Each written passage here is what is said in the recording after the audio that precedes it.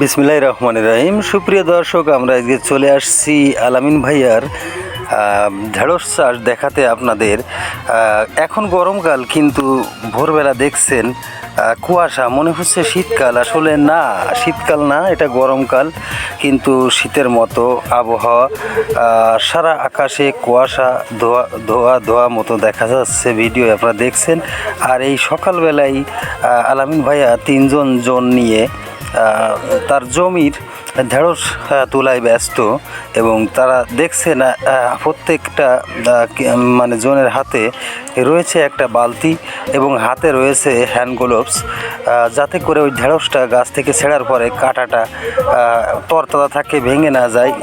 ঢেঁড়সের একটা সৌন্দর্য থাকে, সে সৌন্দর্যটা যাতে নষ্ট নয়, যার জন্য হাতে গ্লোভস ব্যবহার করছে। এবং অনেক সময় ওই ঢেঁড়সের যে কাঁটাগুলো থাকে হালকা হালকা, ওটা হাতে ভেঙে গেলে ঢেঁড়সের সৌন্দর্যটা নষ্ট হয়ে যাবে, যার জন্য এই গ্লোভসটা তারা ব্যবহার করে। তো দেখাচ্ছিলাম সেই আমাদের আলামিন ভাইয়া প্রায় 1.5 বিঘা জমিতে ঢেঁড়স চাষ করেছে, এবং খুব ইনশাল্লাহ লাভবান হয়েছে এবছর।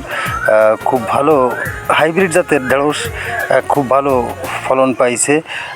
এখন থেকে প্রচুর আকারে সে ঢেঁড়স বিক্রি করছে বাজারে, তবে সে নিজে বাজারে নিয়ে যায় না, পাইকারদের কাছে এই জমির পাশ থেকেই বিক্রি করে দেয়।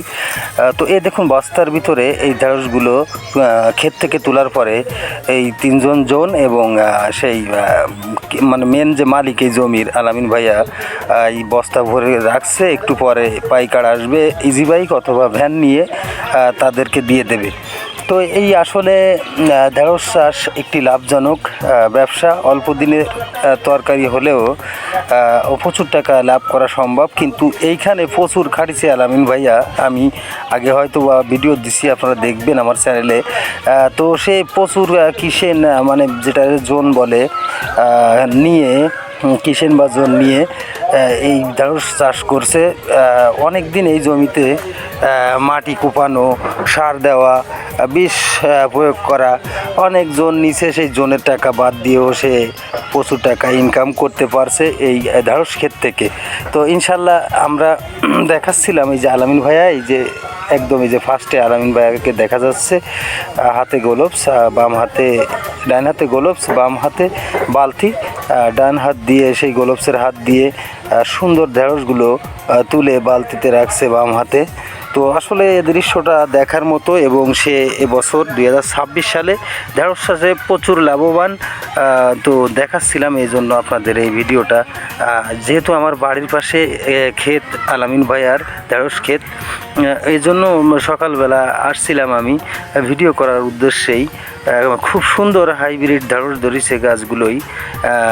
এক কথায় খুব লাভবান হবে এবছর। আগের বছর বেশি একটা ভালো করতে পারি নাই এই জমিতেই।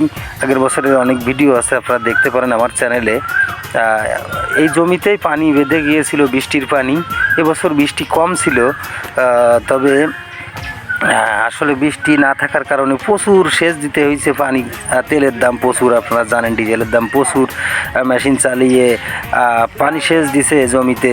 তো তারপরে এমন একটা অবস্থা, আলামিন ভাইয়া আমাকে বলতেছিল যে ভাই, 2 দিন ধরে এই ক্ষেতে অনেক টাকা তেল খরচ করে, ডিজেল খরচ করে পানি দিলাম, আর যেদিনই পানি দিলাম সেদিন রাত্রে এই বৃষ্টি হলো প্রচুর পরিমাণে। তো এই বৃষ্টি হওয়ার পরে আবার এই পানি সরানোর জন্য গাছের গোড়ায় যদি পানি বেঁধে যায় তাহলে গাছগুলো মারা যাবে। তো এই কারণে আবার সেই কিষেন একজন জন নিয়ে সাথে থেকে আলামিন ভাইয়া এই যে জমির পানি নিষ্কাশনের ব্যবস্থা করলেন দ্রুত। তো যদি এই পানি নিষ্কাশন করতে না পারতো তাহলে আপনার মনে করেন এই ঢেঁড়স গাছগুলো সব মরে যেত। আগের বছর মরে গিয়েছিল প্রচুর পানি বেঁধে। পানি নিষ্কাশনের সুব্যবস্থা না থাকলে বা না করলে আপনার ফলন্ত গাছ থাকবে না, অর্থাৎ আপনার যে টাকা ইনভেস্ট করেছেন সেই টাকাগুলো উঠবে না। তো সেই আলোকে আলামিন ভাইয়া একজন পরিচ্ছন্ন কর্মী চাষি হিসেবে আমাদের যশোর জেলার অভয়নগর থানার 8 নং সিদ্ধিবসা ইউনিয়নের 2 নং অর্ধুল গ্রামে তার একটা যশ বা খ্যাতি রয়েছে। সে ধান চাষ করে, বেগুন চাষ করে এবং ঢেঁড়স চাষ করে। তো তরকারি চাষে আলামিন ভাইয়া এক কথায় অত্যন্ত কঠোর পরিশ্রমী একজন চাষি, এতে কোনো সন্দেহ নেই। তো আমি আসলে ইউটিউব চ্যানেলে তার অনেক ভিডিও আগে ছেড়েছি, তার বেগুন চাষের যে ভিডিও ছাড়া আছে আমার চ্যানেলে, আপনারা ব্যাকে গিয়ে দেখতে পারবেন। তো এই আশা করি। আর সুপ্রিয় দর্শক, আপনি ঢেঁড়স চাষ করেন, বেগুন চাষ করেন, আর যে সব তরকারি চাষ করেন না কেন, প্রচুর পরিমাণ খাটতে হবে এবং টাকা ইনভেস্ট করে কিসের নিয়ে কাজগুলো সময় মতো করতে হবে। তাহলে আপনি স্বাবলম্বী হতে পারবেন এবং সেই ব্যবসায় সাকসেস হতে পারবেন। তো আলামিন ভাই আমি দেখি সকালবেলা এবং সন্ধ্যাবেলা এই ঢেঁড়স খেতে স্প্রে করে, যাতে পোকার আক্রমণ থেকে ঢেঁড়সগুলো মানে সুস্থ থাকে আর কি, মানে সবল থাকে এবং তরতাজা থাকে, যাতে পোকামাকড়ের আক্রমণ থেকে তরকারিগুলো বিশেষ করে ঢেঁড়সগুলো ভালো থাকে। এই কারণে নিয়মিত এই গাছগুলোর পরিচর্যা করে, সার প্রয়োগ করে, কীটনাশক প্রয়োগ করে। তো অত্যন্ত কঠোর পরিশ্রম করে আলামিন ভাইয়া। আর এই যে আলামিন ভাইয়ার বড় ভাই আছে এখানে দাঁড়ানো, আমার সাথে কথা বলতেছিল, সেও হেল্প করে, তার পিতা পিনু কাকাও তাকে হেল্প করে। এক কথায় তার শুধু এই ঢেঁড়স চাষ না,